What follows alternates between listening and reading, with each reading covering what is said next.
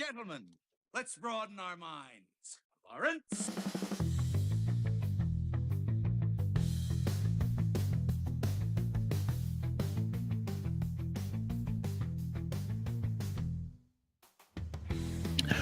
What's going on, everybody? Welcome back, and 'tis the season. Merry Christmas, everybody. That's right, we are on our Christmas episode, kind of. Not going to really talk much about Christmas. There's so many other podcasts, so many other YouTube channels out there talk all Christmas movies and such. If you want to ask me Christmas movie questions, go right ahead today, but there's a lot going on, a lot of news this past week. Obviously, last week was all Superman week. That was crazy with all the Superman news. But this week, we're going to talk, hey, Sonic came out. It was a huge hit. We got some renewals. We got some, information on some other things as well. Let's see, Fantastic Four, Teen Titans. There's a bunch of stuff we're going to talk about. So let's get into it on today's episode of Slav's Free Talk Podcast. Let's go, guys. Let's get at it. How's it going? So who do we got here? We got Xander. First one here. Wow. Hello. What's going on, Xander? Donovan Martin loved the Superman trailer. As did I. Donovan also says, just got Superman Unchained. Interesting. Let me know how you like it. Have you been reading the... what's it called? The Batman, Wonder Woman... whatever the current run is, I can't think right now. Anyways, they're really good. And Donovan says, Fantastic Four trailer at Super Bowl. I'm calling it. Yeah, probably. That's a safe bet for sure. Absolutely for sure. I'm hoping everybody is having a good week. I mean, we're just a couple days away from Christmas. Like I said, a lot of people do Christmas specials where they talk about their favorite Christmas movies, or they try to, twist in Christmas theme stuff. And I just, I was sitting there today and I'm like, when it's just me, couldn't really think of anything to talk Christmas wise. So I just wanted to go with the news. And there was a really interesting topic when it came to this latest Superman teaser to what's going on with Superman. And I know a lot of people, that's still the talk of the town right now. And despite that, the hype has kind of died down because there isn't all this excitement built up about the release, I still want to discuss this interesting topic. So the main topic is going to be about Superman and some things going on there. But we do have a couple of other topics that I am going to touch on today for sure. And whether we get just 5 or 6 people in the chat today, or whether we get 30 to 70, like last week, it was like 80 people in the chat, which was amazing. That was a lot of fun last week. I hope we see that again, but if not, that is okay. We're going to move forward. I am feeling a little under the weather. My household has caught some kind of sickness, and it is kind of just starting to hit me right here. So I'm going to do my best to get through today, but let's move forward. Of course, 'tis the season, right? Everybody likes to get sick around this time of year. At least my family does. All right, so let's move on to the first topic that I want to talk about. From That Park Place, it says Sonic the Hedgehog 3 destroys Disney and Mufasa in domestic opening weekend SmackDown. Look, I love the Sonic series. We've talked about this. We've talked about it. Sonic series has been phenomenal. The first 2 were great. I never finished the Knuckles series. I started watching it. I need to finish it. It's not because I didn't like it. It's just I kind of forgot about it in a way. I need to finish the Knuckles series, but Sonic 3 domestically has kicked Mufasa's butt. Let me tell you. So again, this coming from That Park Place. In a stunning turn of events this weekend, Paramount's Sonic the Hedgehog 3 has turbocharged its way to the top of the domestic box office, leaving Disney's latest venture, Mufasa the Lion King, in the dust.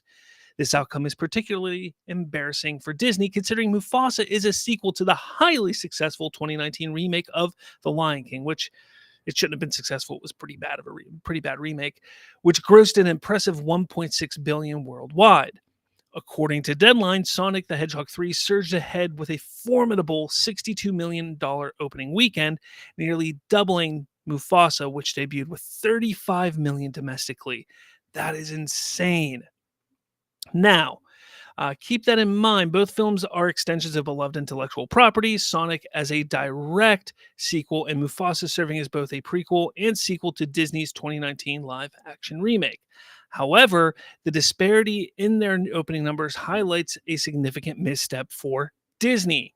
What makes Sonic 3 even more impressive is the fact that Mufasa was released in premium formats, including 3D, IMAX, and Dolby Cinema. These formats typically command higher prices, meaning Mufasa had the potential to generate substantially more revenue per viewer. Despite this advantage, Sonic not only met but exceeded expectations, outperforming Mufasa by a substantial margin. Both films defied box office projections, albeit in different ways. Sonic was initially expected to pull in between 55 to 60, while Mufasa was forecasted around 50 million. Mufasa managed to make a respectable 87 million internationally, gaining a total of 122 million globally, but it underperformed domestically. Disney has quickly declared Mufasa the number one movie in the world, a statement that is technically accurate on a global scale. However, this title is somewhat misleading as Sonic has yet to open internationally in the international markets. The third installment for Sonic is slated to open internationally on Christmas Day. This is crazy. Look, I'm all for Sonic. Like I said, I can't wait to see it. I haven't gotten a chance to see it yet. Mufasa, I have no care or desire to see. I think that's how a lot of people felt. Like this seemed like an unnecessary movie.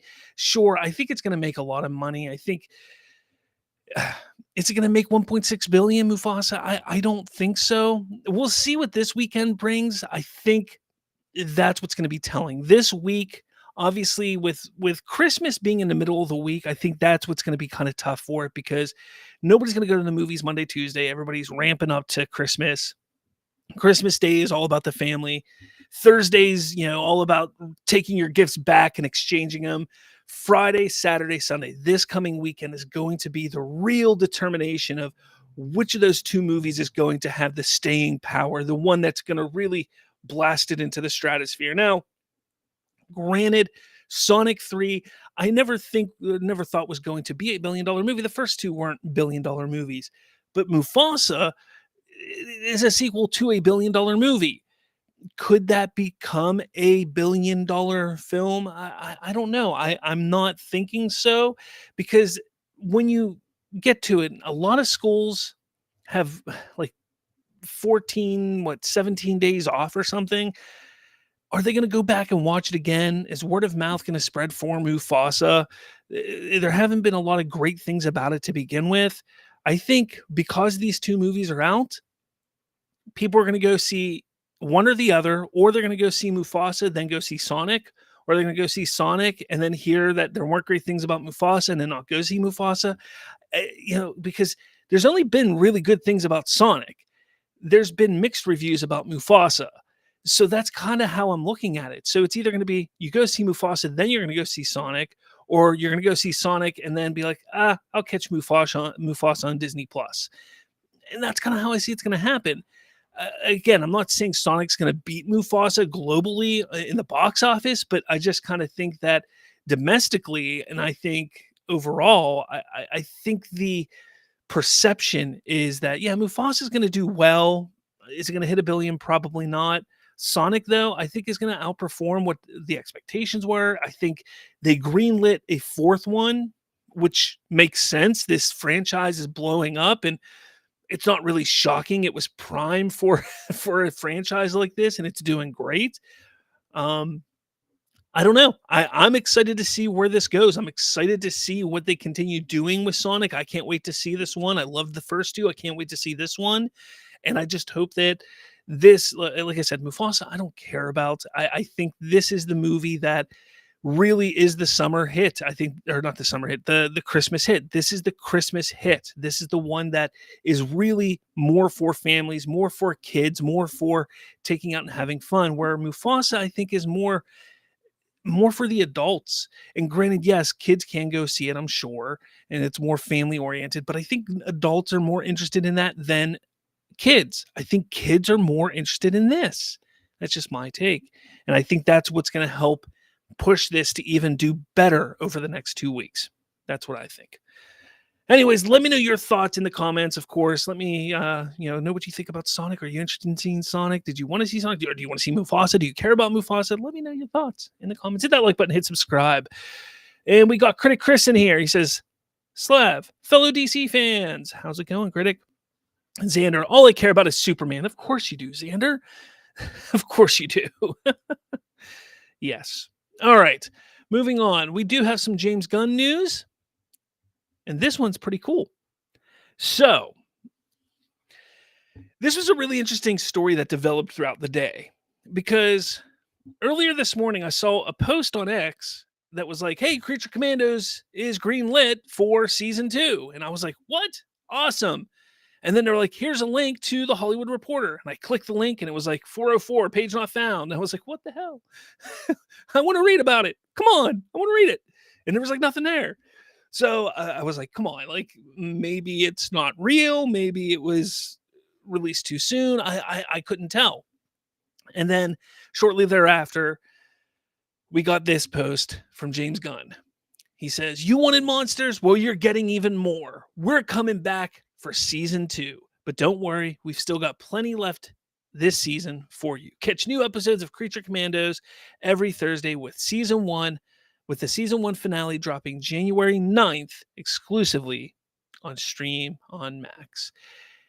There you have it, guys. We're getting a season 2 of Creature Commandos. Now, this is what's amazing about this, okay? This is what's amazing about this is I saw your comment here, Xander. I'm sorry. What's amazing about this is proving a couple things.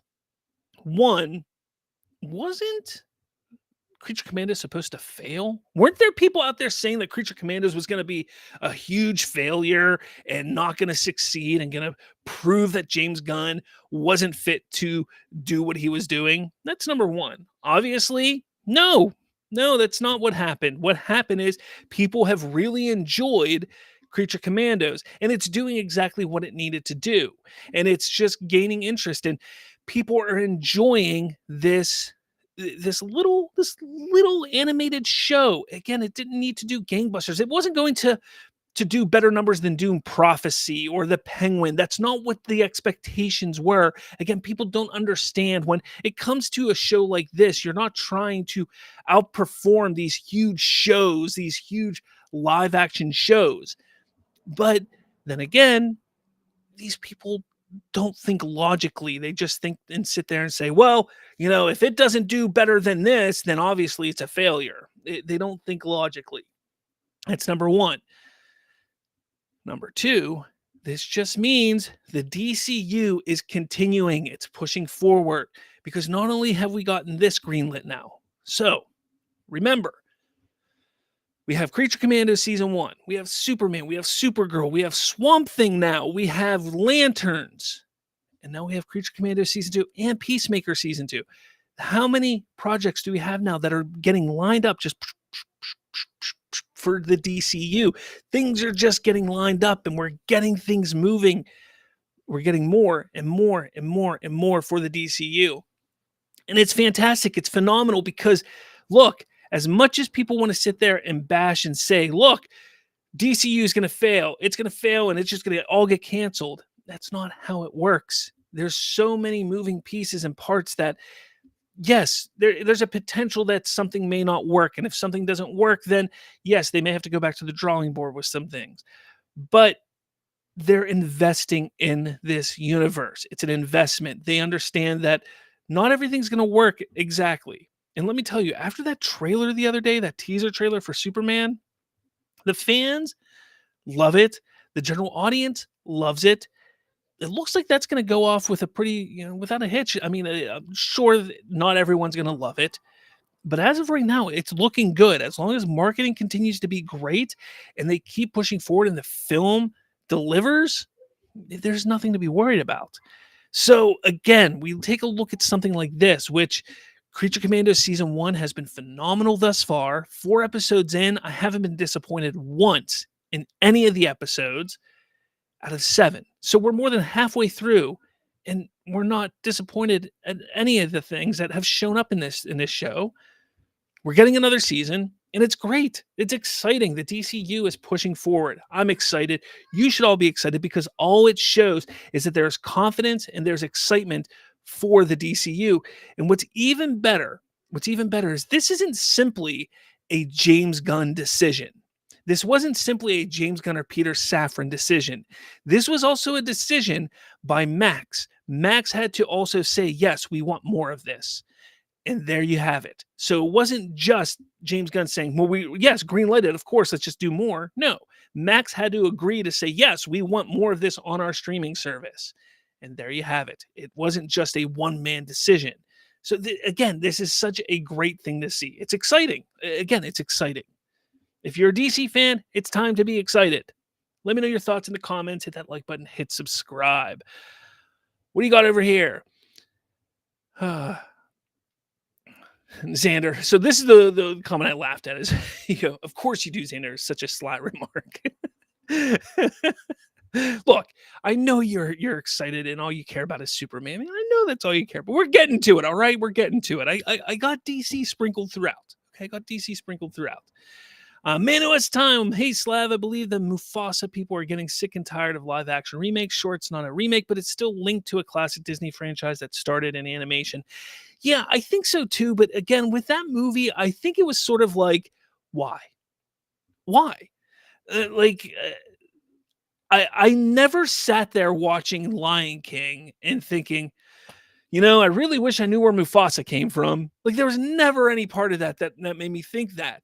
So the fact that they came out and they were like, hey, we're making a movie about Mufasa, there was never even a point in time when they announced it. I was like, yes, let's go. It was just kind of like, why? Why waste your time with that?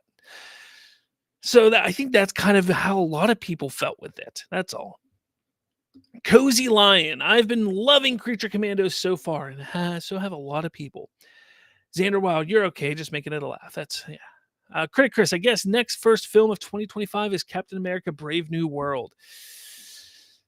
Yeah. Man, that's going to be a shit show.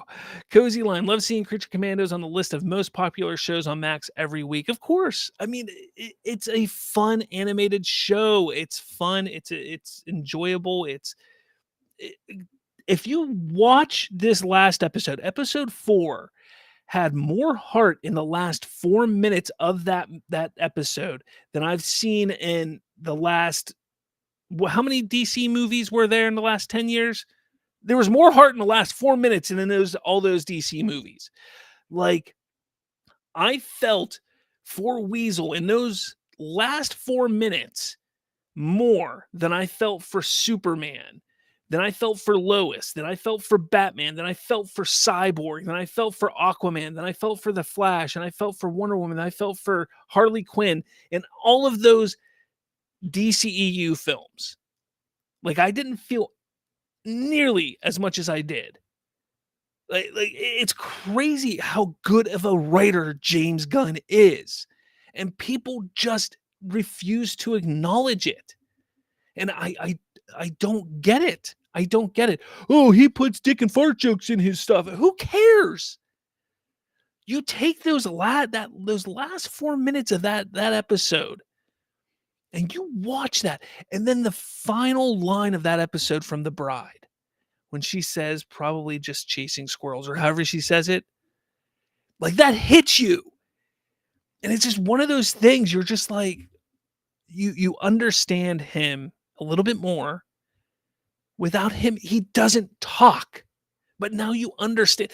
Like, to me, it's just wild. It's wild how good this show can be. And it's because of the writing. Now, don't get me wrong. That's not to take away from the animation is great. The music has been great throughout. The soundtrack that they've picked for it. Everything, the voice acting has been phenomenal. Everything's been great about it. But the writing has been top notch. Top notch. Trevon, I honestly believe the success and reception to Creature Commandos should shut down any talks of confusion, because there were a lot of references to the Suicide Squad and Peacemaker, and no one complained about it. Well, exactly, because nobody really cares in the grand scheme of things, just a certain sect of people. That's all. Critic Chris, just curious here. If Gunn's DCU fails, should Warner Brothers DC simply go back to solo DC franchises? Do I think they should do that? I think if the DCU fails, which I don't think it's going to, but if it fails, I think they should. I think they should take a beat. They should take a step back for maybe 5 to 10 years. You know, I think they should do what I think they should do is they should hire a director like a Matt Reeves, like they did with Matt Reeves, and like, hey, do you have a vision for Batman? We'll give you a 3-picture deal for Batman. Hey, do you have, or let's do like, here, we'll give you a deal for a Batman movie with an option for 2 more dependent on its success. Hey, do you have a vision for Superman? Do you have a vision for a Flash? Like, and that's what they should do is like go and like have an open kind of thing for directors and filmmakers to say, hey, come pitch us what you have, and let's see if we like it. We'll make an offer, and those offers will have an opening for, if that movie is a success, there could be an option for additional ones if you want to. And I think that'd be a cool way to do it. That way you can have little arcs within it. So it could be just like, like for the next 10 years, you can have just little secluded Batman, Superman, Flash, Green Lantern, however they want to do it. And then maybe after that, if they can get somebody in there to maybe retool and reboot and rethink and reestablish and moving forward, or if that just keeps being successful, then just forget the universe thing altogether and just move on from there. Man, it's time. There's people that fit a certain category that are going around saying Gunn greenlit his own project. My argument is he didn't do this day one, though. His news came out after episode 4, which was fire. Again, yes, they're saying that he greenlit his own project. Of course, he's going to, I won't say of course, but he wouldn't have greenlit the project had it failed, first of all, because Peter Safran wouldn't have let him. Because remember, it's not just James Gunn. Peter Safran would not have let him because they're not going to greenlight a project that's not working. But keep in mind that Max did not have to pick it up. They don't run Max. They can't just put whatever they want on Max. Max has to sit there and pick up content for their own streaming service. So if Max didn't want a season 2, Max wasn't picking it up, and the season 2 of Creature Commandos wasn't happening. Trevon Purnell says Superman will make $2 billion a year. Okay, I'm sorry, it's not going to happen, but it'd be nice. Man of his time. Creature Commandos had a record-breaking launch, according to Warner Brothers animation executive Peter Gherardi. Yes, it did. That's what he said, which is awesome. Riley's blogs. What's going on, Riley? The Mufasa movie should have been animated. That probably would have been the right way to go. Riley's blogs. I felt more in those episodes of Creature Commandos than I felt for any characters in the entire MCU. That's a bold statement. I haven't thought about that, but I wouldn't be surprised if a lot of people felt like that. Critic Chris, so many shows, movies from Disney Plus, they could have profited if they just released them on physical format, DVD and or Blu-ray. Lawrence Fury, what up, man? What's going on? What is up? Xander, wow, people who compare David to Henry are the ones who think Christopher Reeve is not the best and greatest Superman. They don't have room to talk. Man, it's time. A story about Weasel making me cry was not on my 2024 bingo card. I would say it's just as sad as the scene in Up. It was a sad story. I didn't cry, but my jaw was just dropped the entire time. And then that moment at the end, jeez, I just... that moment when the officer grabs him, when he drops the girl, he gets shot and he drops the girl, and the officer grabs him and he starts to pull, and he's screaming and reaching out. Come on. If that doesn't hit you, like, jeez. Oh, man. Lawrence Fury, I love the story of the show. Lawrence also says there are a few minor things I dislike about the show, and that's fine. Like, you don't have to like everything about the show, and honestly, you shouldn't. Like, I mean, it's rare. I'm not going to say you shouldn't, but it's rare that people like everything about every show.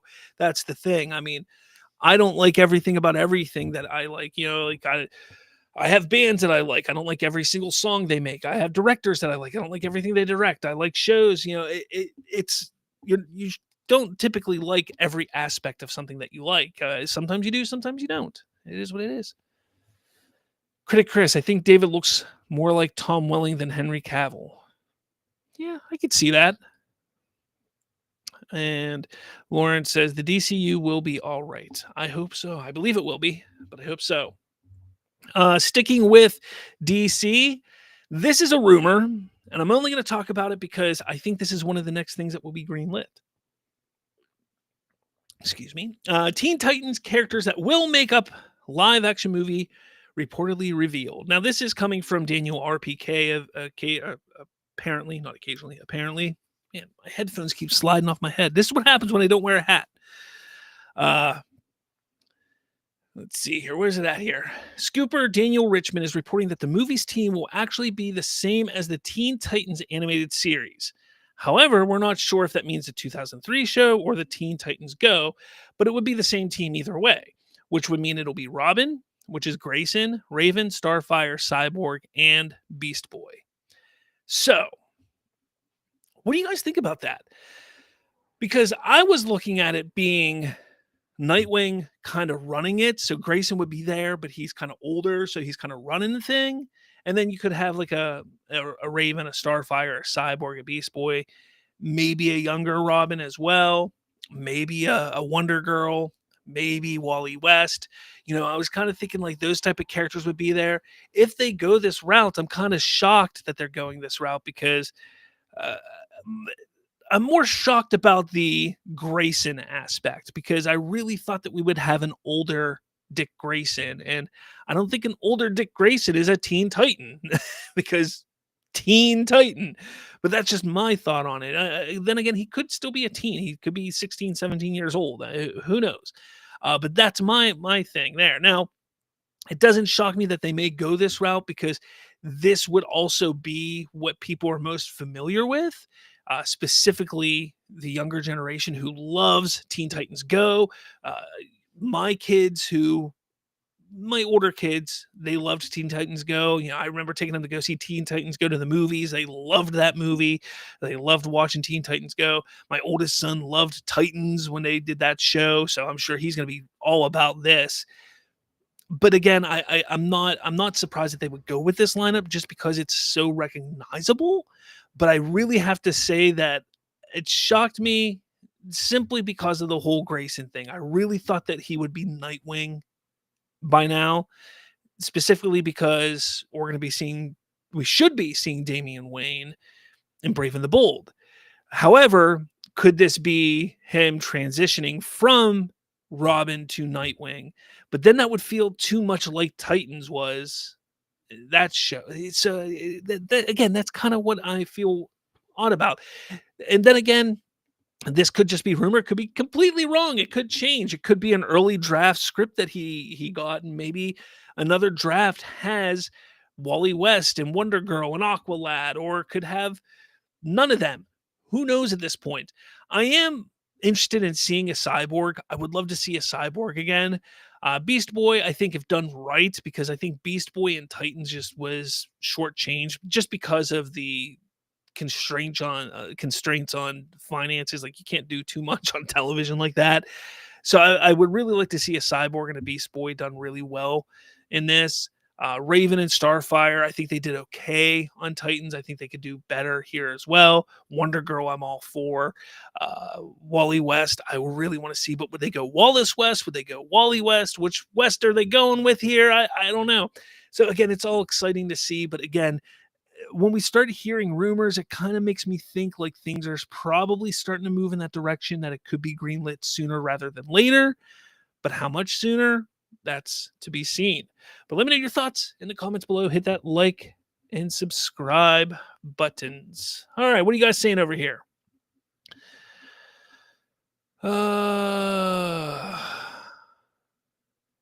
Critic Chris says, watched a video. I forgot Reynolds Green Lantern was supposed to launch a shared universe, but I didn't see it. Ralph, I read, was intended to cameo as Clark Kent. I did not know he was supposed to cameo in that, but you're right. Green Lantern, his movie was supposed to be part of a more extended universe. And yeah. Xander says, Brandon Routh was the only other faithful adaptation of Superman besides Reeve. He looked very much similar to Reeve too. Oh, he very much looked like Christopher Reeve. He did indeed.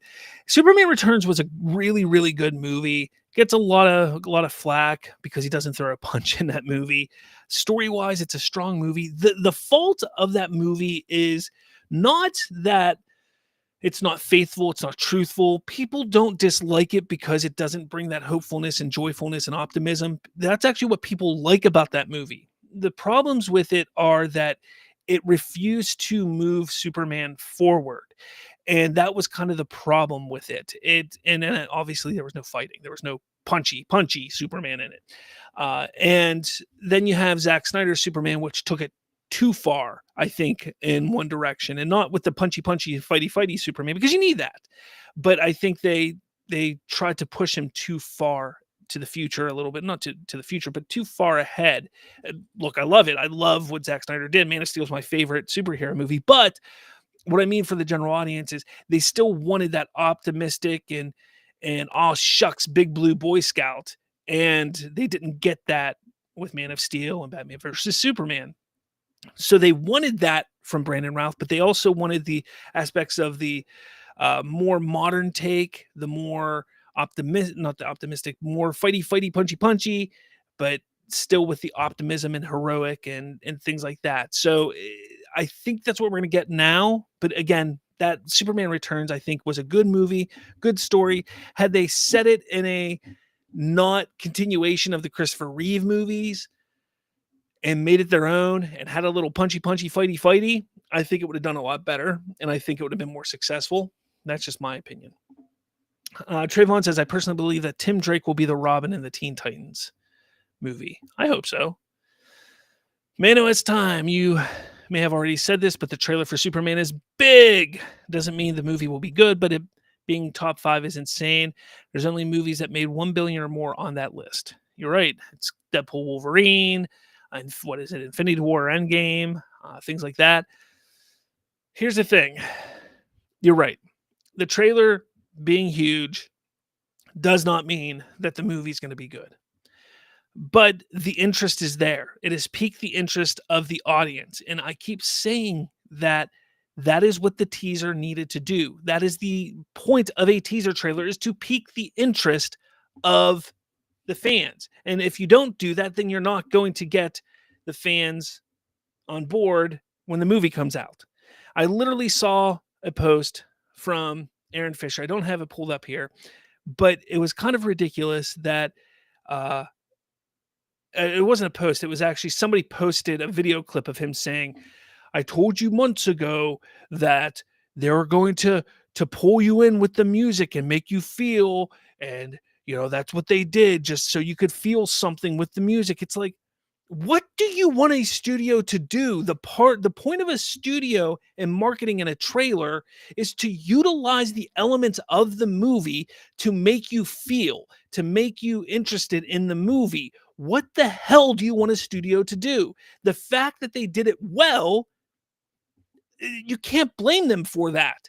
And he's sitting there saying, I told you they were going to do that. Well, no shit, they were going to do that. Like that's good marketing. That is very good marketing. The fact that they made a trailer that utilized music well, that is from the movie, that utilized visual elements well, that is what marketing does to pique the interest of the audience. Like, what do you want? So, yes, it did all of that to get people excited to say, look, here's a Superman movie. So now the marketing just has to continue. It has to continue to be as good, if not better, to push in for the next 6 to 7 months to get people to go see that movie. And I think it'll succeed. I do. I think it'll succeed. All right. Got to keep moving here, guys. This one here is great. Real quick here. It looks like the guys over at the studio that made Creature Commandos made James Gunn a little animation here for Christmas. It's just really cute. So go check it out, like it. And I just hashtag James Gunn is the blueprint. Just a little jab at who what fandom there. But yeah, I just thought it was really cool. I wanted to show that real quick. All right, Fantastic Four stuff. I want to go through this really quickly. Fantastic Four, some weird images have popped up online here. I don't know what this is for exactly, but here we see Sue Storm, we see Reed Richards, we see a little I guess it's like some kind of patch of some sort. I don't really know. What does this say? No, these are not official previews, but simply fan art. Oh, this is fan art. I thought that was something else. I don't know. Maybe this is all fan art. I don't know. I just thought these were really interesting and really cool to see. Whether this is going to be real or not, I don't know. Maybe it's not. I'm not sure. Via Affinity, I don't know. But I think the big reason why I wanted to talk about Fantastic Four is because now that we've got a teaser for Superman, I think it's only a matter of time until we get a teaser for Fantastic Four. And I think I'm speculating a teaser to be before the end of the year. I think we'll see some sort of teaser. I'd say this week, maybe next week. I don't think now. I will say that's if they keep their release date. That's if they're keeping their release date. I expect a teaser before the end of the year. At the very latest, if they're keeping the release date, it'll be like the second week of January. If we don't see a teaser before the Super Bowl, if we don't see a teaser, and I'm saying a teaser, so similar to what we saw for Superman before the Super Bowl, you can pretty much guarantee they're moving Fantastic Four if they haven't moved it by then. So that's my theory. So if we see a teaser here within the next 2 to 3 weeks, it's probably a good bet that they're keeping their July date. If we don't see a teaser, it's probably moving. But yeah, I think it's a good thing here that this isn't real, because I thought this was really, really wonky. I thought it was real. These probably aren't real either, because her chest looks kind of off here. I don't know, it looks kind of weird. But anyway, I don't know. I think Fantastic Four is going to be an interesting film. I am looking forward to it. I am excited to see it. I think it's going to be a good time. I want to see it. I want to see it succeed. We only benefit as pulp culture fans, as movie fans, as comic book movie fans, if Marvel and DC both succeed. And if they're not both succeeding, take a look what happened. Look what happened with Marvel the last 5 years. That's another reason why, and we'll get into it, but this is another reason why the Superman trailer is as successful as it is. That's all. What are you guys saying over here? Xander says, Aaron Fisher be like, Superman not smiling. He's obviously a copy of Henry Cavill. He is not Hope. Movie already is a flop. Critic Chris, haters like Aaron just nitpick about anything. They want Gunn and DC to fail. Xander says, I swear Aaron is the most ridiculous person I've ever heard. He always thinks he is correct while pointing out basically nothing to back up whatever he spouts. He is never correct. Critic, with how much he hates Superman teaser god, I can only imagine how much more Fantastic Four will get. All right. So, yeah, that's my Fantastic Four Marvel talk for the day. All right. This is pretty cool. This popped up earlier today, and I just wanted to talk about it real quick here, because the Superman's score, the new score for Superman, was in the works long before filming began. This is coming from Gizmodo.com.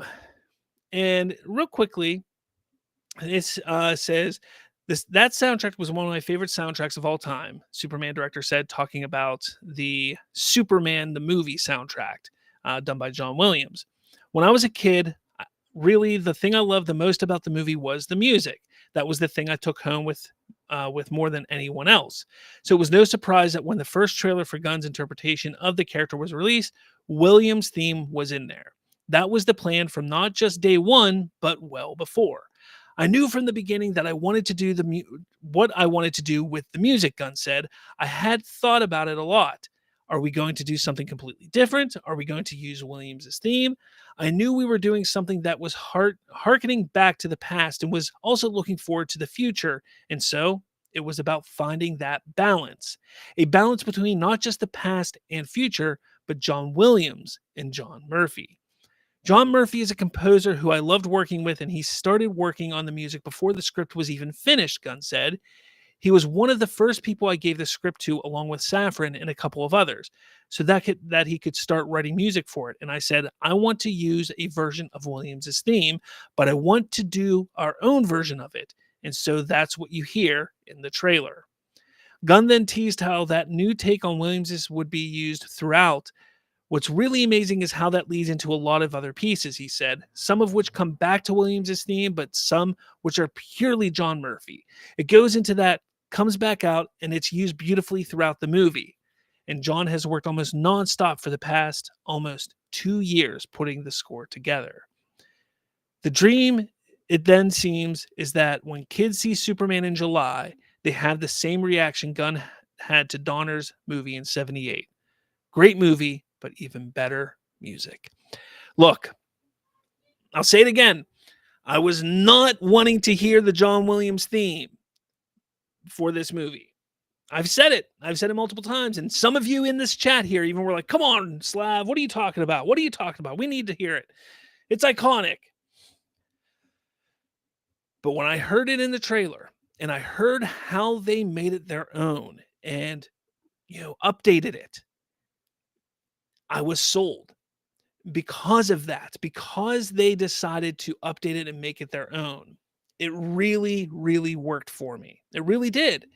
And that was important. That was very important to me because as much as I love John Williams, as much as I love the Superman theme that he created, it does feel a little outdated. It does feel a little 1970s-ish to me. That doesn't mean that it's not great, because it is.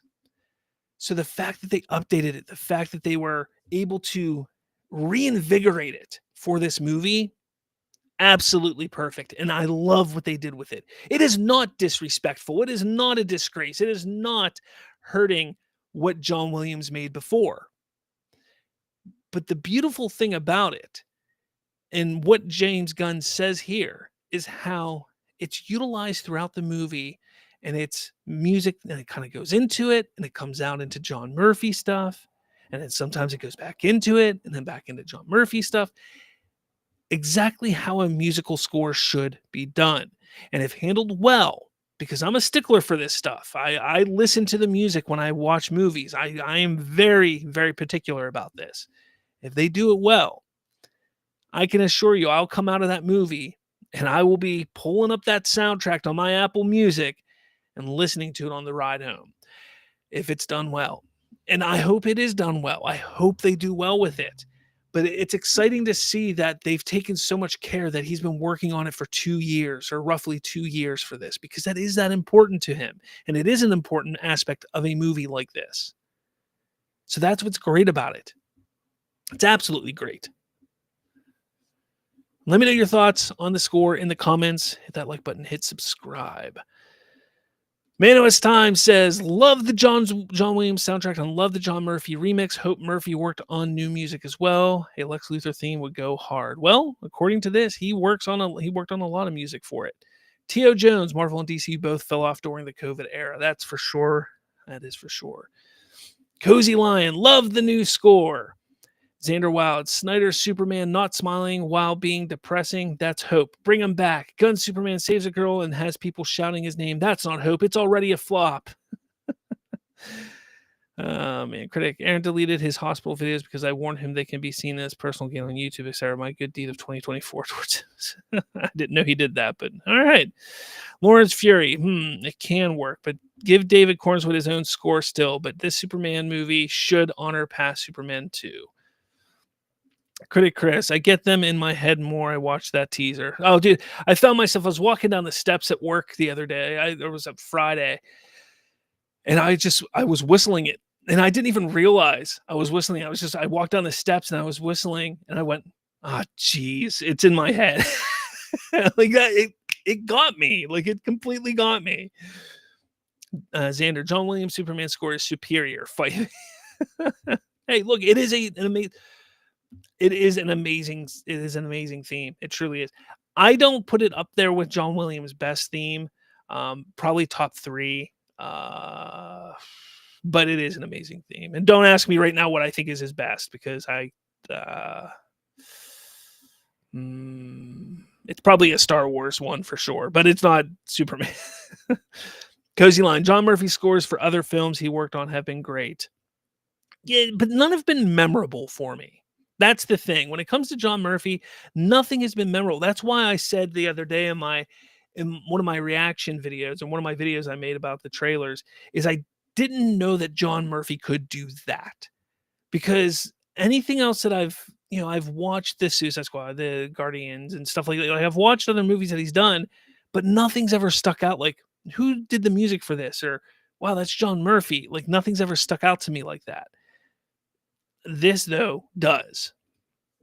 Trayvon says John Williams' Superman theme is as synonymous as Star Wars, Indiana Jones, and 007 themes.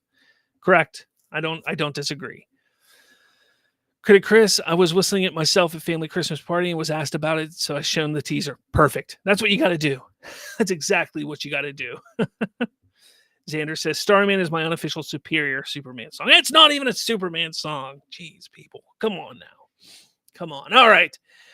And moving on to the final big topic, I wanted to bring this up because I just thought it was ridiculous. I thought it was ridiculous. And we've kind of touched on it here in the comments I've seen, but it's sort of ridiculous. All right.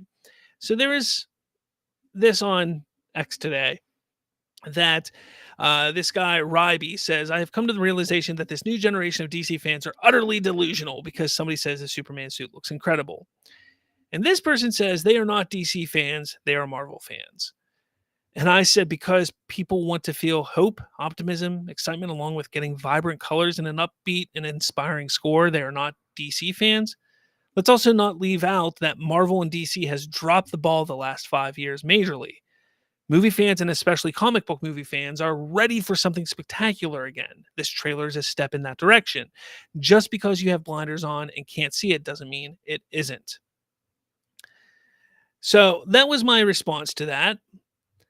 And then, they say there isn't anything special about the trailer. It was most mid thing they could have released. Like I said, again, you have blinders on. There was zero chance you would view this trailer with an open mind. We get it. We all do. But to sit there and call those who are excited about it not DC fans is unacceptable. The teaser did everything it needed to do to pique the interest of fans, non-fans, and even those who had no idea the film was coming. It did its job. It's got the conversation moving along with bringing excitement. Shrugs. You can get on board or be left behind, but eventually you will have to make a decision because DC is moving forward with or without you. Then it was this guy here, this Kim Fayas or K Fast Kim. If you were DC fans, you would see that 70% of the trailer is what Snyder did before. What because it got a because it got a lighter tone, it's different. Wrong? Go watch a movie that's copy pasted from Snyder's work. Be my guest. This is one of the worst written things ever. But basically, the gist of it is he's saying that 70% of the trailer is what Snyder did before. Now, I simply ask, why did he bring up Snyder? And I always let people know. It's like, look, I'm a Snyder fan. I love what he created with the DC trilogy. Not sure why, what he did almost 10 years ago matters. But if you want to go that route, sure, let's go. Even as a fan of what Zack made, I am able to see and understand that there are many, many issues with how the audience perceived those films, specifically how they perceived Superman within them. The audience wanted a brighter and more hopeful and optimistic take on the character. Snyder didn't give that to us, at least not right away. But that's not what the story is. That's what the story is for. Correct. And I'm guessing that we will get that arc in one single film here rather than 5 that Zack was intending. Add that to the more optimistic approach, the underlying musical score that sounds far more heroic and bombastic than what Zimmer made. By the way, the Man of Steel soundtrack is one of my all-time favorites. But again, I am looking at it from the larger audience perspective. It's easy to see why the audience who has watched this teaser are all excited. They should be. It's a new era. Sure, there are similarities in the story. That isn't a bad thing. We don't want a Superman who doesn't struggle, but we also want to see a Superman who portrays being, well, Superman. And he goes, but we already had this. So before I don't want to move on. I don't want to keep reading this. You can go read it here. But essentially, what I want to discuss here is, does the teaser trailer copy Batman vs. Superman? Because that's what some people are trying to say. They're trying to say it is a copy of Batman vs. Superman. I've even seen people sit there and say, because I said, that I've said, or people have said, we see Superman beaten down. Well, we saw Superman get beaten down by Doomsday and killed. All right. That's a bit different, but okay. We see him mentally and morally defeated in the trailer. We see him morally, mentally defeated in Batman vs Superman. Okay. So what are the differences? What is different about this teaser trailer compared to Batman vs Superman? Now, I did a video and posted it just the other day. I believe it was yesterday, actually.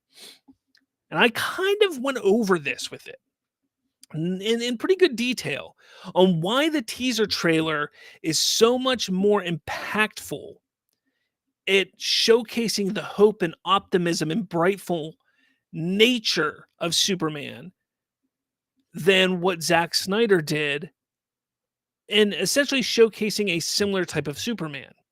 And it's really funny because I saw I think it was Badger. There's a guy named Badger on YouTube. I've actually done a show with him on another show of off the off the cover. He did a video where somebody took the music from the Superman trailer and made a trailer with Man of Steel with the music, which proved my point. Look, I love Man of Steel, but there's no denying that Zimmer's musical take on it does bring the movie down a bit. It does. Now, don't get me wrong, Flight, that whole, it is very upbeat, it is very hopeful, but most of the music throughout is otherworldly, it is very downtrodden, it is very dark and deep. That is the musical choice that they chose to go with. And music plays a big role in how something is perceived in this manner. So that's number one. Number two is it's brighter. Let's not forget that Zack Snyder loves to film, and I know the words of the week were color grade, but color grading was very dark and muted for Zack Snyder. For this teaser trailer, it was very bright. It was very colorful. Vibrant is the word I like to use. So you have the vibrant colors. You have the more bombastic and hopeful sounding music. Yes, you see Superman getting a can thrown at his head. You see him very upset and, struggling with something. You see him beaten on the ground. But you know what else you see? You see him saving a little girl in the middle of a battle. You see Clark hugging his father, embracing his father in a moment of need. You see him fighting a monster. You see moments of Superman being Superman, Clark being Clark, surrounded by this vibrant color, this bombastic, hopeful music. That is the difference. That is a big difference on why this teaser is much more accepted by the audience than the movie or movies that Zack Snyder made. And that is kind of a big deal.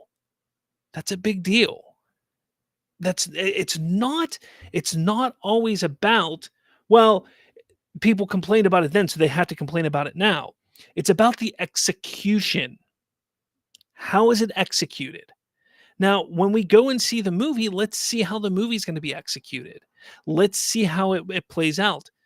Because I can assure you, it's probably not going to play out where Superman's going to be, beaten and destroyed for 5 movies before we see him become the symbol of hope, like Zack Snyder was intending to do. No, I have a feeling that by the end of this movie, Superman is going to be the symbol of hope for the entire world, for the entire metahumans everywhere in this DCU.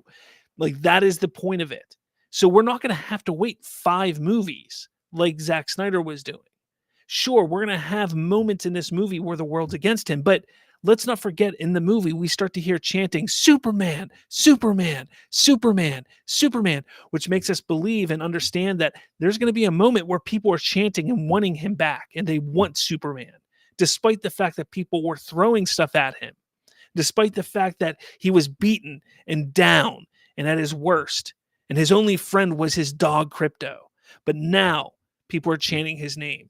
Do you understand? Like, that is how that trailer works. That is why that trailer works. And it shows the audience that there is hope, that there is excitement, that there is a bright and vibrant movie coming, unlike what we got before. And again, those movies I love, I enjoyed, I wanted to see it continued and finished. But this is what's going to draw the greater audience in. That's why it isn't the same as Batman vs. Superman. That's why it's not a clone of Batman vs. Superman. That's why people look at it differently than Batman vs. Superman or Man of Steel. That's why. That's why I think it's going to be bigger than that. But people don't want to see, the specific sect of people don't want to see it that way, because they're like, oh, emo Superman, right? Oh, we can't have that. Well, no, it's the context, guys. It's the context. It's how it's being portrayed. It's how it's being shown. When it's muted colors and sad music, yeah, nobody wants that. Nobody wants a sad emo Superman with muted colors, and nobody wants that.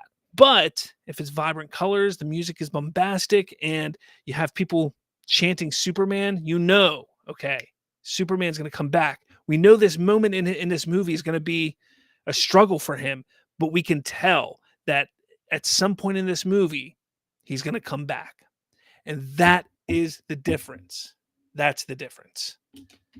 So let me know your thoughts, though. I want to know what you guys think. If you agree with me, if you don't agree with me, if you want to add to it, let me know in the comments. I would love to hear what you have to say. All right.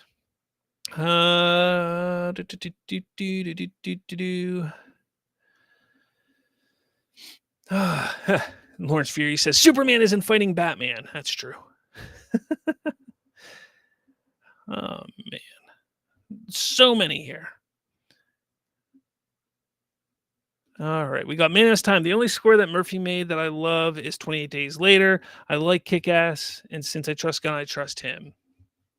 Cozy Line, haters gonna hate. That's true. Hope for Life. Hey guys, I'm late to the party. Sorry about that. That's all right.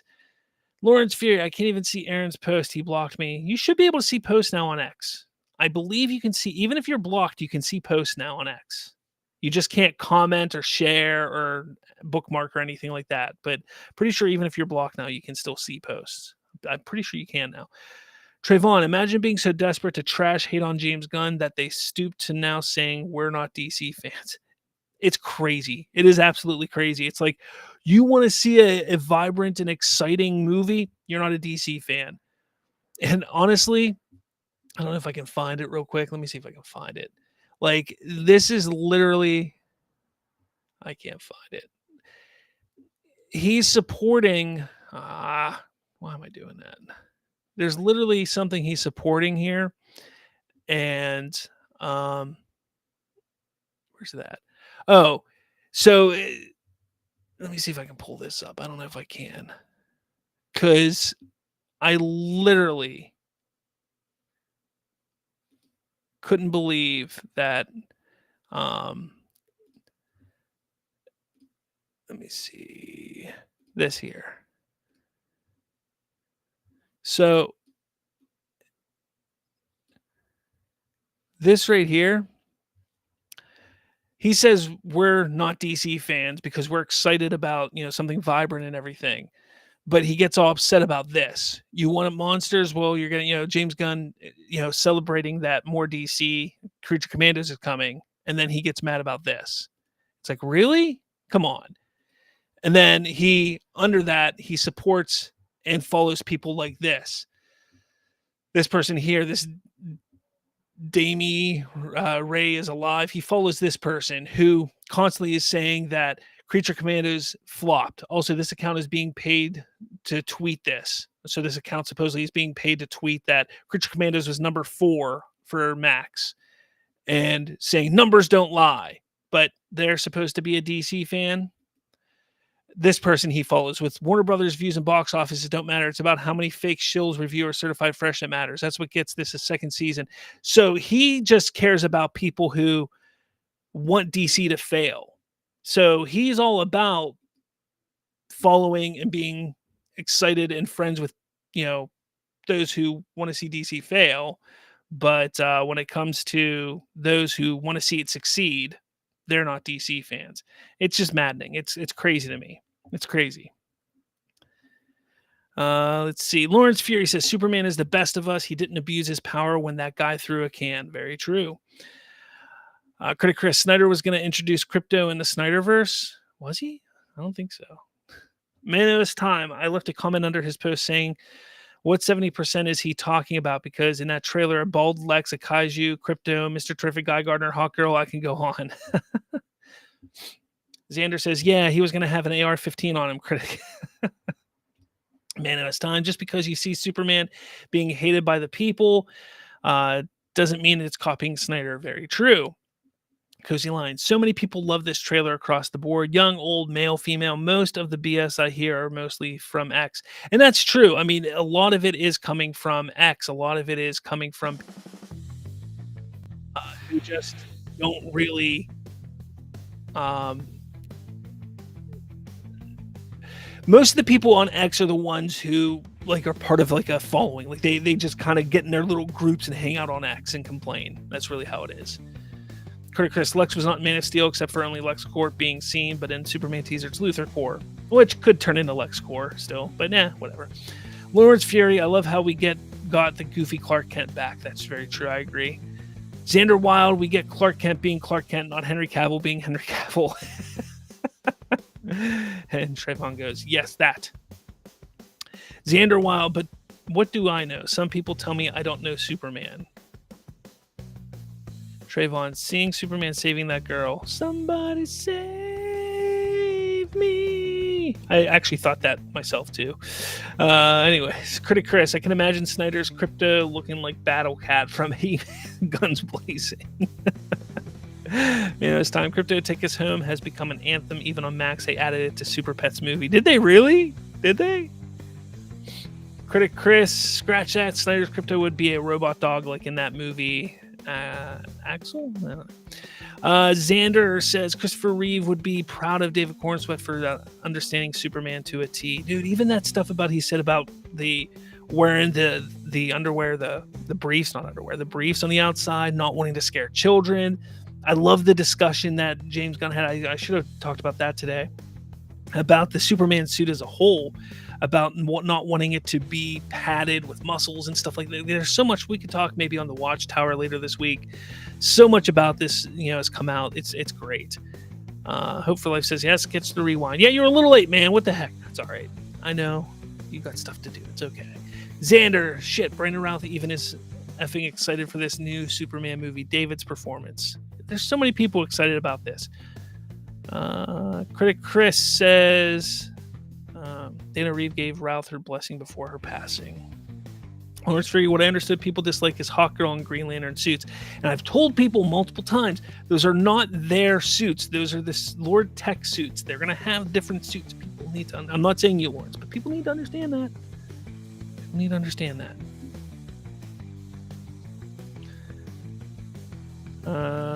Lawrence, so you're talking to Lawrence there.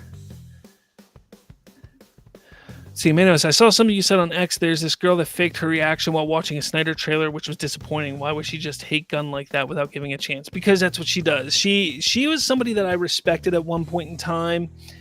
Super Hive. Her and I was part of the fandom that really pushed for Restore the Snyderverse, Snyder Cut, and everything back in the day. But she's just vindictive. She became one of the shills, the Snyder Cut shills, Snyder Cult shills, whatever you want to call them. And she's just become vindictive. It's a shame. It really is. It really is. Xander Wild says Cornsweet attended the Reeve documentary premiere. That is his respect. That is his respect due to the late Christopher Reeve. All right, guys, I'm going to get out of here. Christmas is just a couple days away, so make sure you get out those cookies and milk for Santa tomorrow night. Hopefully you guys get everything you want. Hopefully it'll be a great Christmas for all of you who celebrate Christmas. If you don't, hopefully whatever you do celebrate, it's great for you. I celebrate Christmas, so hopefully it'll be great for me, but hopefully for all of you, it'll be great. But yes, I want you all to have a great week. I do want to quickly give a quick shout out to, that's not it right there. This is it. To my members, Cooper316, Trayvon Purnell, Just a Guy on YouTube, Manos Time, and James Artist. Those are my current members. So thank you all for being members. You can also become a member by just signing up and just paying a little bit of money. It's like, what is it, $2.99 a month? What is it, $2.99 a month? And you get some member-only videos and such. And you support me and my channel. It's awesome. Awesome sauce. Yeah, this Thursday, I do plan on Thursday, the day after Christmas, I will have a Watchtower. So Watchtower Thursdays, DC talk. So be on the lookout for that. What are you guys saying here? Who believes in Santa? I believe in Santa. We should all believe in Santa.